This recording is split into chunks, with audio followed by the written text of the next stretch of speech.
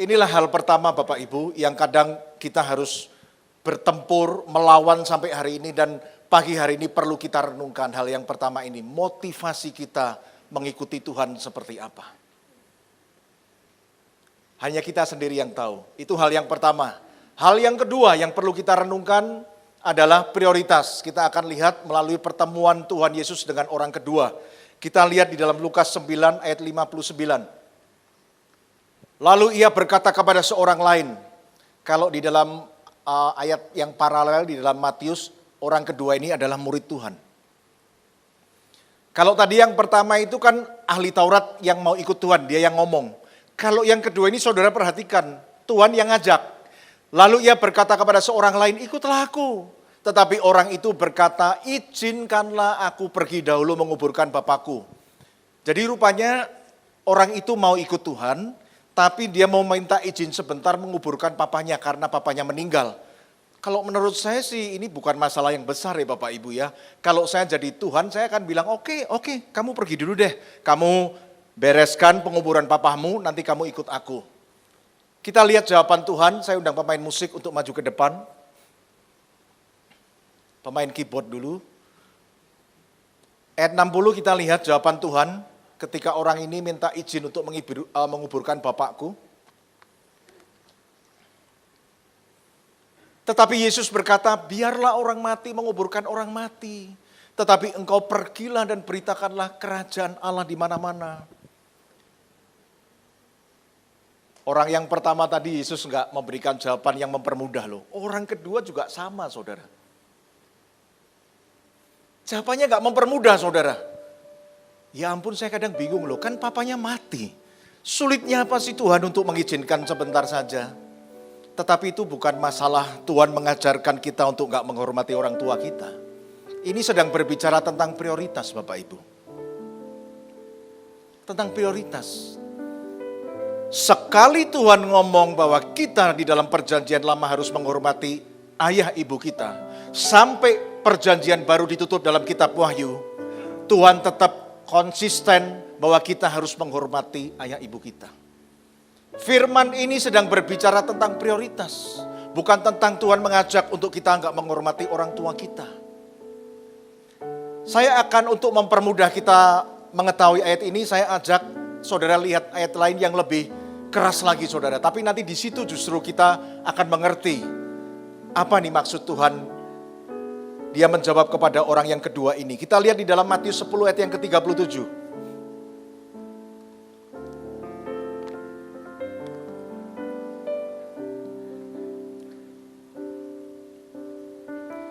Barang siapa mengasihi bapak atau ibunya lebih daripadaku, ia tidak layak bagiku. Dan barang siapa mengasihi anaknya laki-laki atau perempuan lebih daripadaku, dia tidak layak bagiku. Saudara, ayat ini perhatikan loh ya, sering dipakai oleh saudara-saudara kita yang dari agama leluhur untuk mencegah orang menjadi Kristen. Mereka akan ngomong begini tuh kan, kalau kamu masuk Kristen nanti kamu diajar, kamu gak akan hormat sama papa sama mama. Makanya hari ini saya jelaskan kepada Bapak Ibu, suatu hari Bapak Ibu bisa menjelaskan kepada orang lain juga. Tuhan ngomong begini justru maksudnya dia ingin kita itu menghormati ayah ibu kita dengan kebenaran, dengan sesuatu yang benar. Kita mengasihi anak-anak kita dengan sesuatu yang benar. Makanya dia ngomong tadi dalam Lukas 9, biarlah orang mati menguburkan orang mati. Karena kebanyakan dari kita itu mengasihi orang tua kita tidak dengan cara kebenaran Bapak Ibu. Kalau orang tua mati dimasakin cukyok. Mejanya dikasih buah tuh yang gede-gede tuh. Dimasakin masakan yang enak-enak itu kalau mati Bapak Ibu. Hormatnya minta ampun Bapak Ibu. Sampai nangis berkabung, dibikinin masakan yang enak-enak. Cuman masalahnya kalau orang tuanya hidup, dimasakin sayur kangkung Bapak Ibu. Ini Tuhan yang mau kritisi saudara. Selama kamu itu gak penting kamu nguburkan papamu. Papamu udah mati dan selama hidup kamu sudah gagal untuk mengasihi papamu. Buat apa sudah mati kamu pura-pura, kamu kuburkan pura-pura hormat, gak ada gunanya. Kalau hormat sama orang tua, selagi orang tua masih hidup, katakan amin. Makanya dia ngomong, dia ngerti. Tanpa terlebih dulu engkau memprioritaskan aku. Tanpa terlebih dulu engkau mencintai aku lebih dari ayah ibumu. Aku tahu engkau akan gagal mengasihi ayah ibumu sewaktu dia masih hidup. Tuhan hanya mengajak, sudah tinggalkan dulu sayangmu sama papa, saya mama, tinggalkan dulu. Karena percuma dengan hidup yang seperti ini kamu menyayangi mereka. Kamu cinta aku terlebih dahulu melebihi mereka. Kamu harus prioritaskan aku lebih daripada orang tuamu. Karena Tuhan mengerti, ketika seseorang mencintai Tuhan lebih daripada orang tuanya, maka dia akan cari Tuhan, Bapak Ibu. Dan di dalam Matius 6 ayat 33, carilah kerajaan Allah dan kebenarannya. Dan di dalam kitab Yohanes dikatakan kebenaran itu akan memerdekakan kita. Jadi orang yang sudah mencintai Tuhan lebih dari apapun, dia akan cari kebenaran. Dan ketika dia ketemu kebenaran, kebenaran itu akan memerdekakan hidupnya sehingga dia meninggalkan hidup yang lama dan dia bertobat menjadi hidup yang baik. Ada seorang anak, Bapak Ibu. Dia cinta Tuhannya luar biasa. Waduh, dia sayang sama Tuhan. Kalau ditanya, kamu sayang sama papa mama enggak? Aku sayang papa sama mama lebih daripada yang lain. Cuman Bapak Ibu, kehidupan anak ini pakai narkoba, suka judi, suka prostitusi, tiap hari pulangnya malam.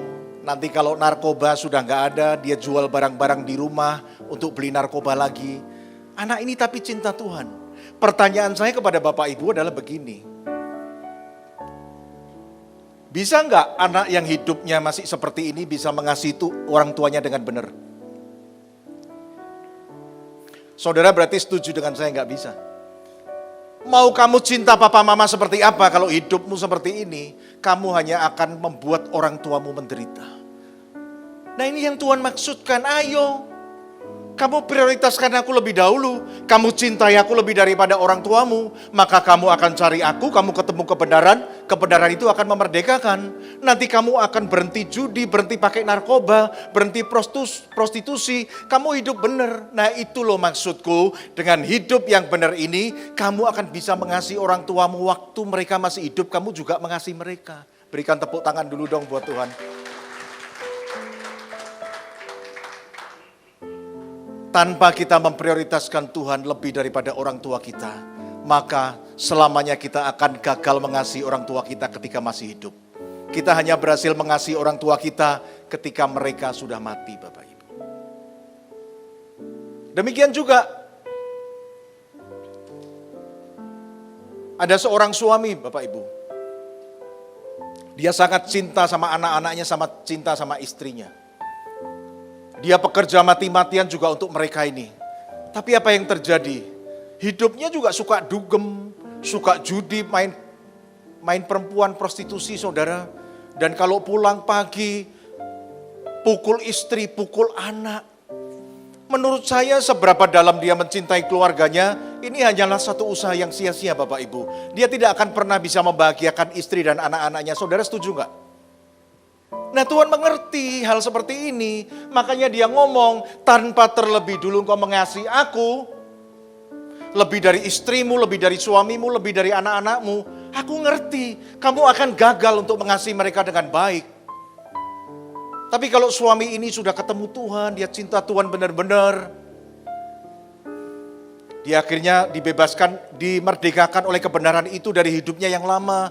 Dia punya hidup yang baru, yang sudah enggak judi, sudah enggak pakai narkoba, enggak dugem, enggak main pukul sama istri. Bisa enggak dia membahagiakan istri dan anak-anaknya? Halo? Makanya ibu-ibu, saya titip pesan sama ibu-ibu, bikin suamimu lebih cinta Tuhan daripada cinta kamu. Maka kamu adalah wanita paling aman di dunia. Pak William tepuk tangan dong, gak apa-apa dong Pak William. Tapi kalau sampai suami kita lebih cinta kita daripada Tuhan, Anda sedang dalam bahaya, saya katakan. Amin saudara, kalau suami lagi deket-deket, oke, no problem. Tapi nanti kalau di luar kota, aduh bahaya saudara. Makanya suami itu, istri kita, anak-anak kita, semua harus cinta Tuhan, melebihi cinta kita, gak apa-apa saudara. Kita harus dukung. Karena ketika mereka dan kita memprioritaskan Tuhan, maka orang-orang yang kita cintai adalah orang-orang yang paling aman. Mereka akan bahagia. Jadi prioritas ya, jangan salah sangka ya. Kan benar kan Bapak Ibu, gak ada artinya orang mati dikuburkan. Untuk apa ketika kamu seumur hidup hanya menyakiti hati orang tuamu. Mereka sudah mati baru dikuburkan, gak ada artinya. Makanya Tuhan ngomong, biarlah orang mati menguburkan orang mati. Kamu ikut aku dulu, prioritaskan aku terlebih dulu daripada semua yang kamu cintai. Nanti akhirnya kamu akan lihat bahwa kamu bisa mencintai orang-orang yang kamu cintai dengan benar. Itu hal yang kedua Bapak Ibu. Dan hal yang ketiga, berbicara tentang pelayanan. Kita akan lihat pertemuan Tuhan dengan orang yang ketiga di dalam Lukas 9 ayat 61. Para pelayan perjamuan suci untuk mempersiapkan diri di depan.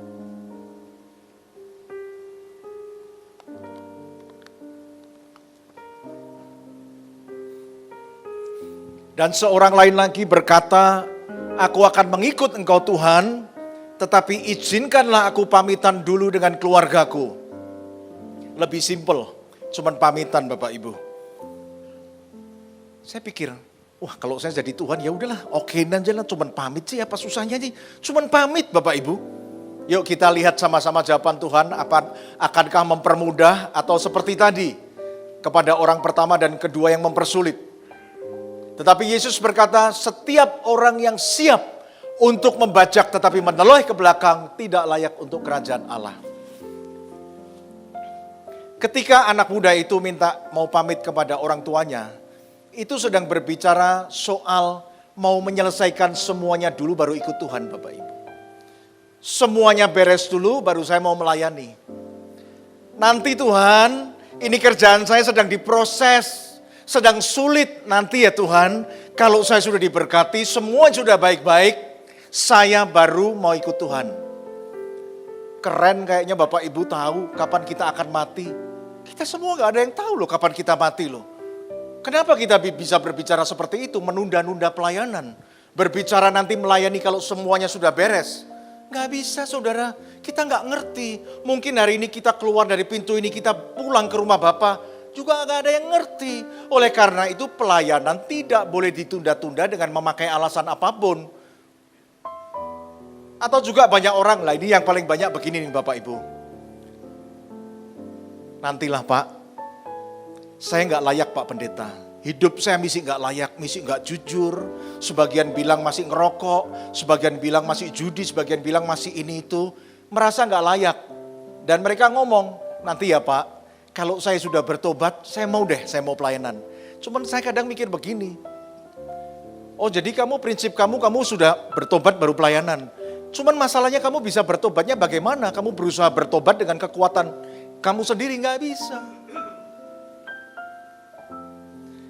Kamu pelayanan sekarang, nanti Tuhan akan buka hikmatmu.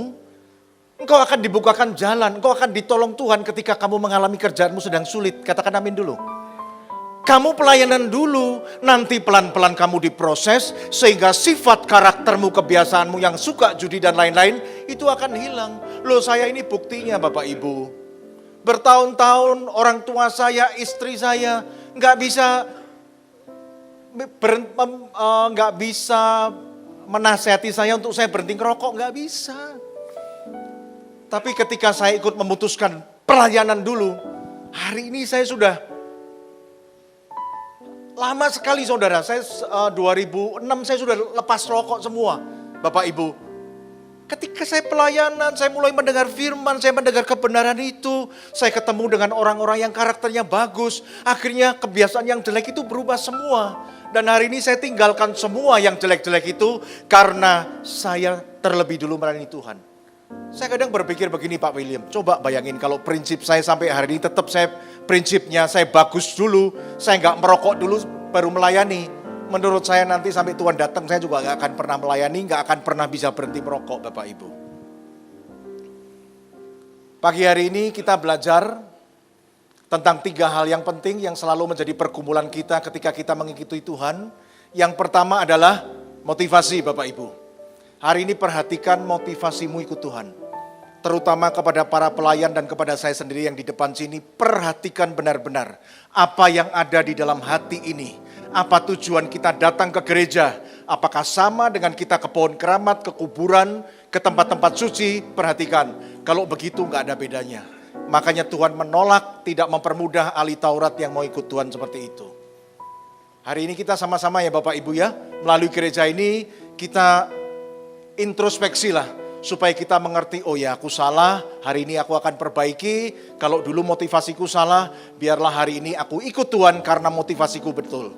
Dan yang kedua adalah prioritas. Ini hal yang paling sulit Bapak Ibu ikut Tuhan selain motivasi. Kita selalu gagal untuk menempatkan Tuhan lebih daripada di atas segalanya. Untuk memprioritaskan Tuhan lebih di atas orang-orang yang kita cintai. Dan akhirnya apa? Kita gagal mencintai orang-orang kita kasih itu.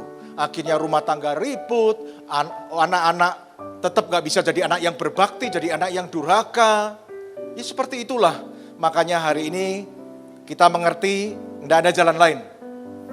Cintai Tuhan lebih daripada orang-orang yang kamu cintai. Makanya nanti engkau akan lihat pada kenyataannya, pada akhirnya engkau akan bisa mengasihi dan mencintai orang-orang yang engkau cintai dengan benar. Dan yang ketiga, pelayanan. Gak boleh ditunda-tunda Bapak Ibu. Kita gak ngerti kapan kita berangkat. Kalau hari ini engkau punya problem, pelayanan dulu. Nanti Tuhan akan bantu untuk selesaikan problemmu. Kalau hari ini engkau merasa gak layak, masih banyak dosa, kamu gak bisa selesaikan itu sendirian. Ikut Tuhan, pelayanan dulu, dan engkau akan lihat melalui proses Tuhan, engkau akan dibuat memiliki hidup yang benar, yang jauh daripada hidup-hidup yang tidak benar, kebiasaan yang tidak betul seperti itu. Firman Tuhan memberkati kita dan